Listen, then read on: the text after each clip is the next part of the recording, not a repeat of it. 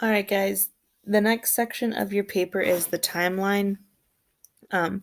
This section of your paper is going to look a little bit different where it's not written as a paragraph. A timeline isn't even written using complete sentences most of the time. It's just words and phrases. But you, in your notes, pulled out 7 major events that happened in your explorer's life from birth to death if they're no longer living. If your explorer is still alive, you're obviously not going to have a death date. So you're going to need to fill in that 7th bullet point with just the next thing that happened in their life. But we're all starting with the birth. And you'll notice this section is just a bullet pointed list of events in the order that they happened. So from resource 1, you can see that I didn't get a complete timeline, and that's okay. I just got 3 events.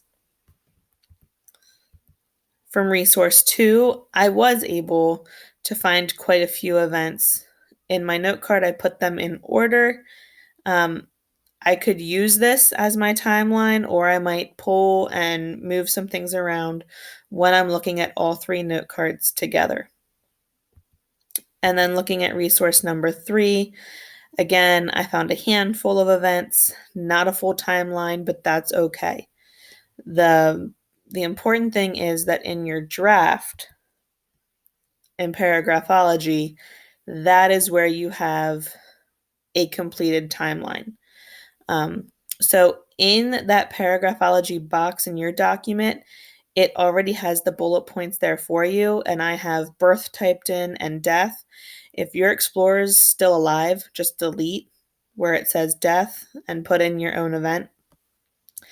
But notice, like I said, it's not even complete sentences that need to be written. It's just phrases that show the events that happened. So I have his birth, when he took his first voyage, second voyage, third voyage, fourth voyage, and when he gave up on finding that route to Asia, and then I have his death. Okay, think about things with your explorer. Did they go to some sort of schooling?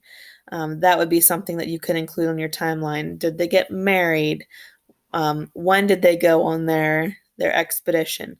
Those are the types of things that you might include in your timeline. What are they doing today if they're still alive?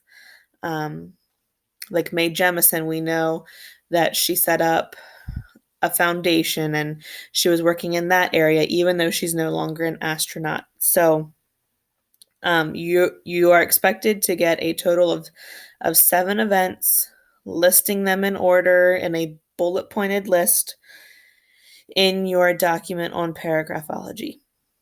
Okay. If you have any questions while you're doing this section, feel free to email and I can help you get your timeline set up.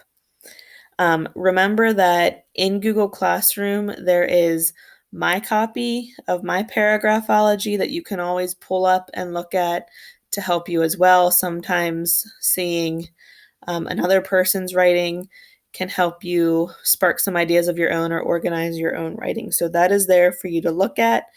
This timeline is in that box that you can take a look at it there as well if that helps you.